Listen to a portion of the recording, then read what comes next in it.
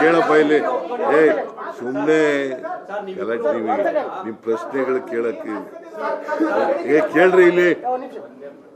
The unity will continue. We are together, myself and the President of the KPCC and Deputy Chief Minister Mr. D.K. Shivakumar and myself are single. We are in the. You are united. You are united, and there is no differences between D.K. Shivakumar and myself. ನೀವಿಬ್ರು ಯಾವುದೇ ರೀತಿ ಭಿನ್ನಾಭಿಪ್ರಾಯ ಎಲ್ಲ ಒಟ್ಟಾಗಿ ಹೋಗ್ತೀವಿ ಅಂತ ಒಪ್ಕೊಂಡಿದ್ದಾರೆ sir. ಇದೇ ರೀತಿ ಶಾಸಕರುಗಳು ಮತ್ತೆ ಸಚಿವರುಗಳು ಕೂಡ ಇದೇ ರೀತಿ. ಹೌದು, ಅವರು ಕೂಡ ಯಾರು ಕೂಡ ಸರ್ಕಾರದ ವಿರುದ್ಧ ಇಲ್ಲ.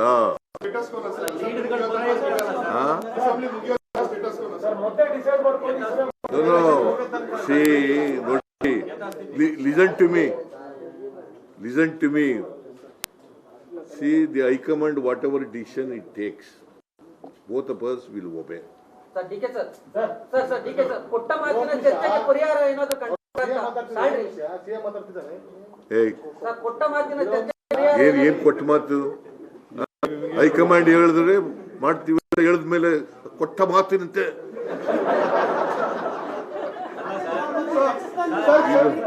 ವಿಶೇಷವಾಗಿ ಕೇಳ್ತಾ ಇದೆಯಲ್ಲ ನೋಡ್ರೆ. Will go together. Sir, can you clarify, is the 2.5 years agreement is there or not? Huh? Sir, 2.5 years agreement. No, whatever High Command tells. So, but is there agreement? ಹೇಳ್ರಿ, Agreement is there 2.5 years or not? ನಿಮ್ಮ ಪ್ರಶ್ನೆಗೆಲ್ಲ ನಾವು ಉತ್ತರ ಕೊಡಲ್ಲ. Whatever High Command tells, we will obey it. Sir, I understood. What I'm saying that whether there was a 2.5 years agreement. You understood it or not? No, This is my reply to your question. No, sir, what is the status quo till assembly? No. See, we go together. There are no differences between me and D.K. Shivakumar. We will face the election, assembly. We have worked out a strategy how to face the BJP and JDS, and we will face it. Whether they bring, I don't know. They are telling that no confidence motion will be moved. It will also be faced. Or adjournment motion, if they want to bring, we will take. Whatever discussion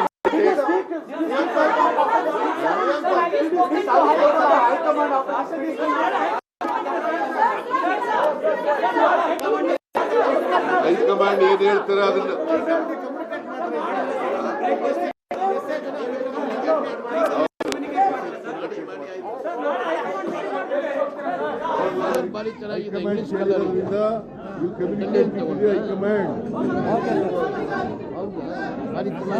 sir DCM sir ಡೆಲ್ಲಿಗೆ ಹೋಗ್ತೀರಾ sir?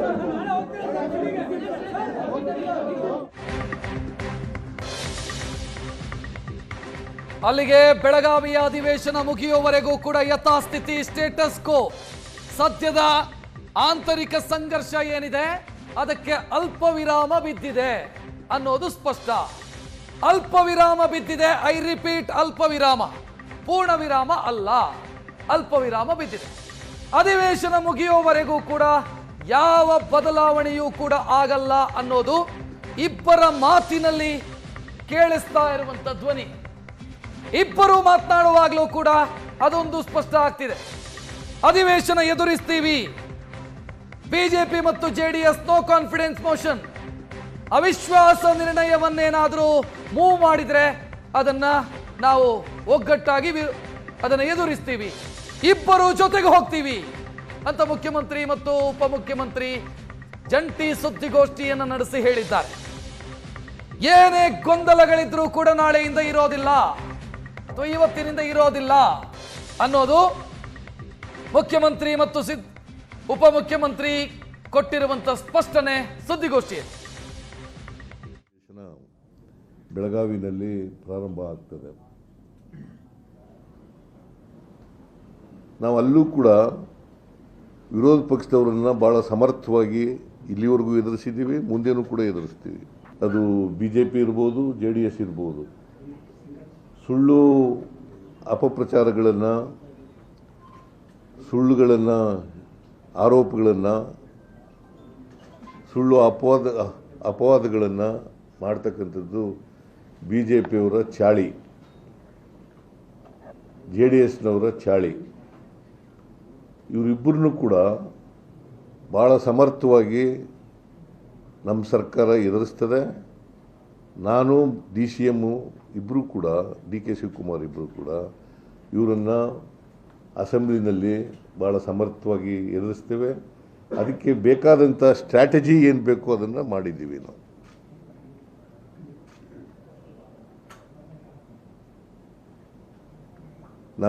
ನಾವು ಇಬ್ಬರು strategy ಮಾಡ್ತಕ್ಕಂಥದ್ದು. ಯಾಕಂತಂದರೆ ಅವರು ಪತ್ರಿಕೆಗಳಲ್ಲೆಲ್ಲ ಹೇಳ್ತಾರೆ,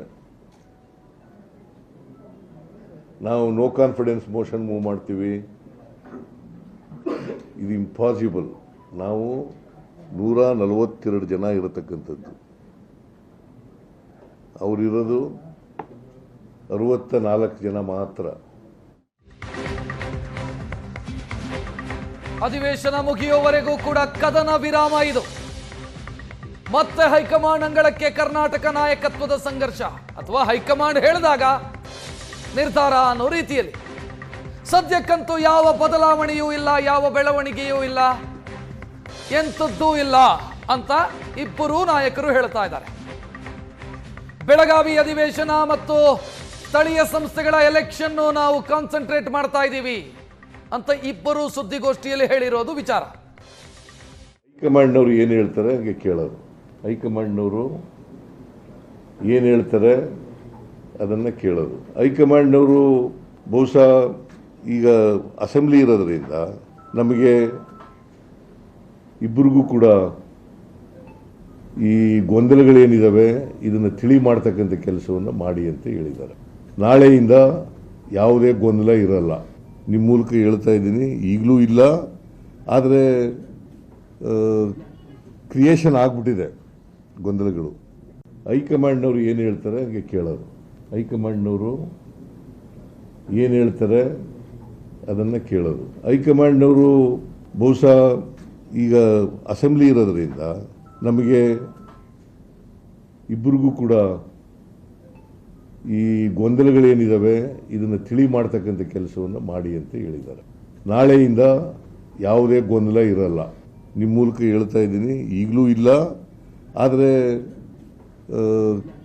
creation ಆಗಿಬಿಟ್ಟಿದೆ ಗೊಂದಲಗಳು. ಹೈಕಮಾಂಡ್ನವರು ಏನು ಹೇಳ್ತಾರೆ ಹಾಗೆ ಕೇಳೋದು. ಹೈಕಮಾಂಡ್ನವರು ಏನು ಹೇಳ್ತಾರೆ ಅದನ್ನು ಕೇಳೋದು. ಹೈಕಮಾಂಡ್ನವರು ಬಹುಶಃ ಈಗ ಅಸೆಂಬ್ಲಿ ಇರೋದ್ರಿಂದ ನಮಗೆ ಇಬ್ಬರು. ಬ್ರೇಕ್ಫಾಸ್ಟ್ ಬಳಿಕ ಮುಖ್ಯಮಂತ್ರಿ ಮತ್ತು ಉಪಮುಖ್ಯಮಂತ್ರಿ ಒಗ್ಗಟ್ಟಿನ ಪ್ರದರ್ಶನವನ್ನ ಮಾಡಿದ್ದಾರೆ. ನನ್ನ ಮತ್ತು DKಶಿ ಮಧ್ಯೆ ಯಾವ ಭಿನ್ನಾಭಿಪ್ರಾಯವೂ ಇಲ್ಲ. ಬೆಳಗಾವಿ ಅಧಿವೇಶನದಲ್ಲಿ ನಾವು ಒಗ್ಗಟ್ಟು ಪ್ರದರ್ಶನ ಮಾಡ್ತೀವಿ. ನೋ ಕಾನ್ಫಿಡೆನ್ಸ್ ಮೋಷನ್ ಏನಾದರೂ ಮೂವ್ ಮಾಡಿದರೆ BJP JDS ಅದನ್ನು ಸಮರ್ಥವಾಗಿ ಎದುರಿಸ್ತೀವಿ ಅಂತ ಇಬ್ಬರು ಹೇಳಿದ್ದಾರೆ.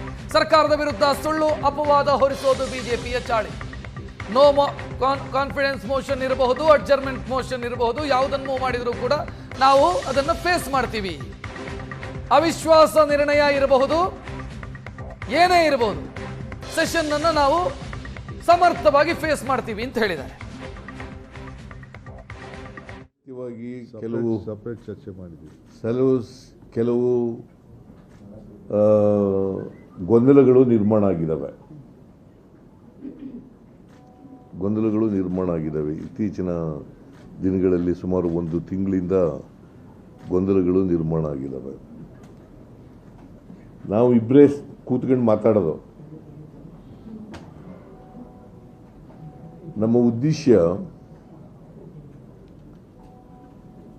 28ರ ಚುನಾವಣೆ ಭಾಳ ಮುಖ್ಯ.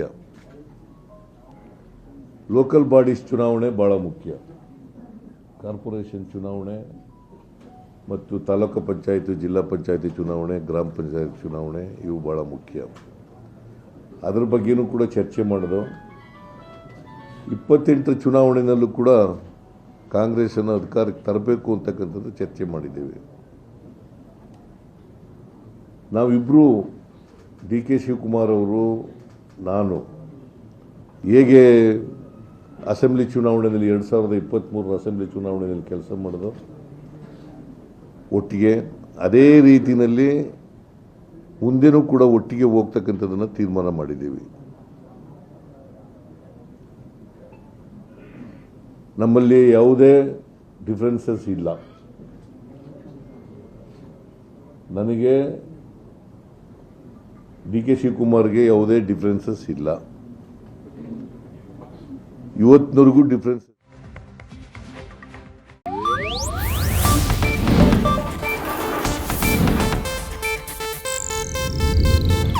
ಇದು ಏಷ್ಯಾನೆಟ್ ನ್ಯೂಸ್ ನೆಟ್ವರ್ಕ್ ಪ್ರಸ್ತುತಿ.